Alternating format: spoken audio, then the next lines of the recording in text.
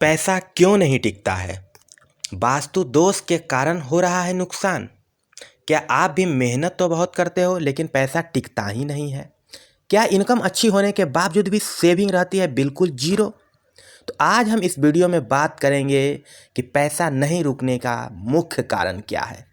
आखिर हमारे घर में कौन से ऐसे वास्तु दोष है जो हमारे धन को हमारे घर से बाहर भेज देते हैं, हमारे लाभ के कमाई को होने वाली सारी असली कारण, यानी कि घर में पॉजिटिव एनर्जी को कैसे बढ़ाएं जिससे हमारे धन में वृद्धि हो और हमारे जो अनियंत्रित खर्चे हैं उसको हम कैसे कंट्रोल कर सकें। यदि आप भी चाहते हो कि आपके घर में पैसा टिकने लगे, बिजनेस और जॉब में ग्रोथ आए और आप फिनेंशियली स्टेबल बने रहें, तो इस वीडियो को पूरा देखिए ताकि आप भी इस चीज़ को इजी वे में समझ सके कि आखिर कहीं आपके घर में भी तो ये सारी समस्याएं उपलब्ध नहीं है। और जब ये समस्या आपके घर में मौजूद होगी तो आपके जीवन में ये समस्याएं देखने को मिलती है। और यदि आपको वीडियो पसंद आए तो वीडियो को लाइक करें और चैनल को अवश्य सब्सक्राइब करें और आप अपने दोस्तों के साथ शेयर करें। नमस्कार, मैं Raj Ayush, vastu consultant and numerologist, आप सभी का स्वागत करते हैं। आज हम बात करेंगे कि पैसे न टिकने के आखिर मुख्य कारण कौन से हैं। जब भी वास्तु दोष यानी कि हमारे घर में कहीं ना कहीं गंभीर वास्तु दोष होते हैं, तभी हमारे जीवन में अनेक प्रकार की समस्याएं आमंत्रित होती है और इसके लिए जिम्मेदार होता है आपके घर में मौजूद वास्तु दोष।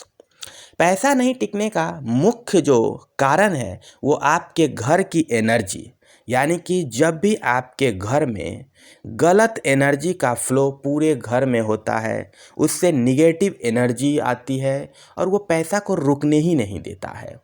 यदि घर में गलत दिशा में वास्तु दोष उत्पन्न हो जा या फिर आपके घर में टूटा फूटा सामान, गंदी जगह रहती है, तो ये भी एक वास्तु दोष का ही कारण है, जिससे कि हमारे मेहनत के द्वारा कमाया गया धन बहुत ही आसानी तरीके से हमारे हाथ से निकल जाता है और कहीं ना कहीं हम पैसे को वेस्ट कर देते हैं। हम अपने डेली रूटीन के कारण भी, जब हमारा डेली का रूटीन अनियंत्रित हो जाता है, यानी कि हमारा डेली रूटीन को अगर हम फॉलो नहीं करते, इसके कारण भी ये सारी समस्याएं देखने को आती है। तो इस स्थिति में हम अपने वास्तु में मौजूद दोषों का समापन करेंगे, अपने डेली रूटीन में सुधार लाएंगे, जिससे कि हमारे जो भी अनियंत्रित खर्चे हैं, यानी कि मनी का जो भी वेस्टेज है, उसको हम बड़ी ही इजी और आसान तरीके से कंट्रोल कर सकते हैं। तो सबसे पहले तो जब भी खर्चों की बात होती है तो हम सबसे पहले मनी यानी कि कैश फ्लो, इनकम का रोटेशन, क्योंकि जब तक आपके पास पैसा आएगा ही नहीं तो खर्च क्या होगा। तो हमें इस बिंदु पे भी ध्यान देना है कि कहीं हमारे पास सही वे में पर्याप्त मात्रा में पैसा आ भी रहा है या नहीं, क्योंकि पैसा कोई ऐसा चीज़ नहीं है जिसको कि हम बंद करके रख दें और वो हमारे पास अस्थायी रूप से पड़ा रह जाएगा। खर्च तो करना ही पड़ता है, लेकिन खर्च का भी एक लिमिट होता है कि आप जिस पर्याप्त मात्रा में इनकम को कर रहे हैं उसी के अकॉर्डिंग आपका खर्च भी होना चाहिए, आपकी सेविंग भी होनी चाहिए, ताकि आपके लाइफ में एक बैलेंस बना रहे। ऐसा नहीं हो कि हम इनकम तो अच्छा आ रहा है बट सेविंग के नाम पे हमारा जीरो हो और सारा पैसा जो है हम फिजूल खर्च में ही बर्बाद कर देते हैं। तो इन सारी चीज़ पे भी ध्यान रखना चाहिए और ऐसे में वास्तु हमारी बहुत ही ज़्यादा हेल्पफुल होती है, क्योंकि वास्तु जब भी आपके घर का सही होगा, वहाँ की एनर्जी सही होगी, तो आपके जीवन में इस प्रकार की समस्या कभी भी आ ही नहीं सकती है। तो सबसे पहले हम बात करेंगे मनी की दिशा, यानी कि मनी एंड अपॉर्चुनिटी। जब तक आपके पास कोई अपॉर्चुनिटी आएगी ही नहीं, कोई काम आएगा ही नहीं, तो फिर पैसा आएगा कैसे? और पैसा जब भी किसी भी व्यक्ति के पास आता है तो उसका दो ही दिशा है। ऐसा नहीं है कि पैसा पेड़ पे लटका हुआ है और हम जाकर के वहाँ से तोड़ लेंगे।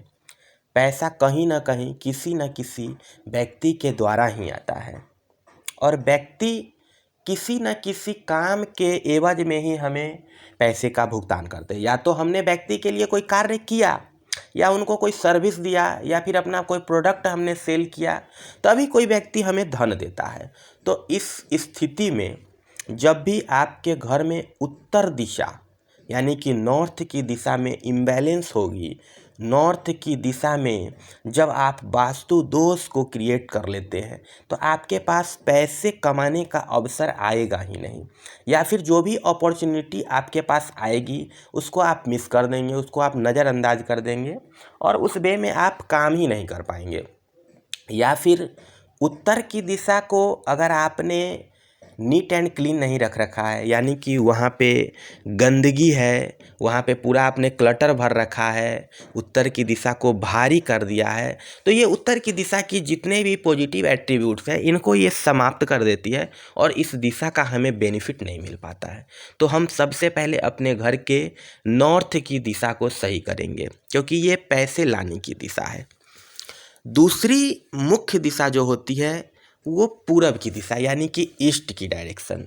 यदि ईस्ट की डायरेक्शन में हमने कहीं पे भी वास्तु दोष क्रिएट कर लिया है, वहाँ पे गलत एलिमेंट्स को हमने रिप्रेजेंट कर रखा है, ऐसी स्थिति में भी हम सही व्यक्ति से नहीं जुड़ पाते हैं, हमारा कनेक्शन सही लोगों के बीच नहीं हो पाता है, और हम अपने समय को व्यर्थ में ही, यानी कि कुसंगति इसको हम बोल सकते हैं, कि जिन लोगों के संगत में रहने से हमें कोई भी लाभ नहीं हो सकता है, ऐसे लोगों के पीछे या तो हम अपना समय बर्बाद करेंगे, या उनके चक्कर में पड़ के हम अपने जो भी धन को अर्जित कर रखे हैं उसको क्या करेंगे कि हम खर्च कर देंगे, वेस्टेज कर लेंगे। तो पूर्व की दिशा भी यहाँ पे बहुत ही महत्वपूर्ण भूमिका निभाती है। तो इस दिशा में भी अगर आपके घर में कोई भी प्रकार की वास्तु दोष मौजूद है तो इसको आप सही करें, यहाँ की दिशा को बिल्कुल नीट एंड क्लीन रखें, साफ और स्वच्छ रखें। अब हम बात कर रहे हैं सबसे महत्वपूर्ण दिशा, क्योंकि ये दो दिशा तो मनी को लाने के लिए है। अब आखिर आपके पास पैसा तो सही तरीके से आ रहा है, फिर भी पैसा बचता नहीं है, यानी कि वो कहीं ना कहीं फिजूल खर्च में चला जा रहा है, और आप समझ नहीं पा रहे हैं कि आखिर आपका पैसा तो जो इनकम का ग्रोथ है, यानी कि इनकम जितना आपके पास आ रहा है उस एक्सपेक्ट में हमारे पास सेविंग तो है ही नहीं, यानी कि कहीं ना कहीं पैसा हमारा बिल्कुल ही खर्च होता चला जा रहा है। ऐसी स्थितियों में अग्निकोण यानी कि साउथ ईस्ट की दिशा बहुत ही ज़्यादा महत्वपूर्ण भूमिका निभाती है।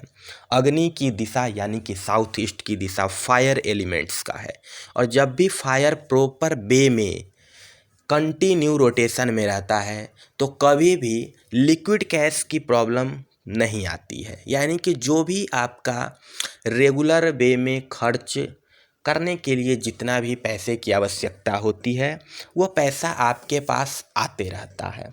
यहीं पे यदि अग्निकोण यानी कि साउथ ईस्ट की दिशा इम्बैलेंस हो जाती है, यहाँ पे गंभीर वास्तु दोष उत्पन्न हो जाए, यानी कि यहाँ पे आपने कहीं टॉयलेट बना रखा है, या फिर अंडरग्राउंड सेप्टिक टैंक बना दिया, वाटर टैंक बना दिया, ऐसी स्थितियों में आपने अग्नि को पूरी तरीके से डिस्ट्रॉय करके आपने अपने अग्निकोण को पूरी तरीके से ध्वस्त कर दिया, और यहाँ की एनर्जी पूरी तरीके से डिस्टर्ब हो गई। और जब भी अग्निकोण की एनर्जी डिस्टर्ब होती है, फायर डिस्टर्ब होगा, तो स्वाभाविक सी बात है कि आपके लाइफ में फिनेंशियल प्रॉब्लम आएंगी, खर्चे, अनएक्सपेक्टेड खर्चे जिसका कि हम कभी भी आशा भी नहीं करके चलते हैं, वो सारी खर्च भी आपके जीवन में आने लगती है। आपका कमाया हुआ पैसा कहीं ना कहीं खर्चों के कंट्रोल ना होने के कारण आप उसको वेस्ट करते चले जाते हैं और अंत में आप पाते हैं कि आखिर हमने कमाया तो बहुत ही, लेकिन आखिर वो पैसा गया कहाँ? खर्च इतना अधिक क्यों हो रहा है? क्योंकि खर्चों पे आपका कंट्रोल होता ही नहीं है और आप कहीं ना कहीं फिजूल खर्च के चक्कर में पड़ के अपने मनी को वेस्ट करते हैं। अगली कहीं ना कहीं जो सबसे मेजर रोल इन्वॉल्व होता है वो आपके बेडरूम और आपके स्लीपिंग डायरेक्शन है। यानी कि आप जिस भी बेडरूम में सो रहे हैं, जिस भी दिशा के, जिस भी जोन के बेडरूम में आपका बेड लगा हुआ है और आपका जो सोने की दिशा है उसका भी बहुत ही ज़्यादा अहम रोल आता है। क्योंकि यदि आप गलत डायरेक्शन में सोते हैं तो आपका लक वीक हो जाता है, आप गलत निर्णय लेते हैं और आपके द्वारा लिया गया गलत निर्णय के कारण आप कहीं ना कहीं अपने खर्चे को अनियंत्रित करके और आपके द्वारा कमाया गया सारा का सारा पैसा वेस्टेज चला जाता है। तो इसमें आपका बेडरूम के प्लेसमेंट का भी बहुत ही ज़्यादा योगदान है। इसलिए कभी भी निगेटिव जोन में आप अपने बेडरूम को नहीं बनाएं, गलत दिशा की तरफ सिर करके ना सोएं। इससे भी वास्तु दोष उत्पन्न होता है और हमारे जीवन में ये सारी चीज़ें समस्या को उत्पन्न करती है। तो अगर आपके घर में भी इस प्रकार की समस्या है तो आप अपने घर में इस दिशा में मौजूद वास्तु दोषों का ध्यान रखें और इस वास्तु दोष के समापन कर अपने घर की एनर्जी को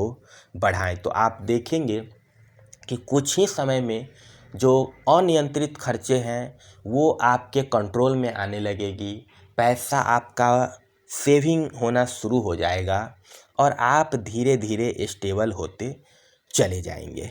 तो यदि आप चाहते हो कि पैसा टिकने लगे तो आप इस वीडियो में बताए गए उपाय को ध्यान से सुने और इसको आप अपने जीवन में फॉलो करें। इससे धीरे धीरे आपके लाइफ में स्टेबिलिटी आना शुरू होगा और आप अपने जीवन में ग्रोथ करेंगे। तो यदि आपको भी ये वीडियो पसंद आया है तो इस वीडियो को लाइक करें और चैनल को अवश्य सब्सक्राइब कर लें। और यदि आपको इस वीडियो में किसी भी प्रकार की कन्फ्यूजन है या फिर अगर आप कोई अपने मन का सवाल रखना चाहते हैं तो आप कमेंट बॉक्स में आप अपने क्वेश्चन को मेंशन कर सकते हैं, जिसका मैं संभावित तौर पे अवश्य रिप्लाई दूंगा। तो चलिए मिलते हैं नेक्स्ट वीडियो में। आप सभी का बहुत ही धन्यवाद।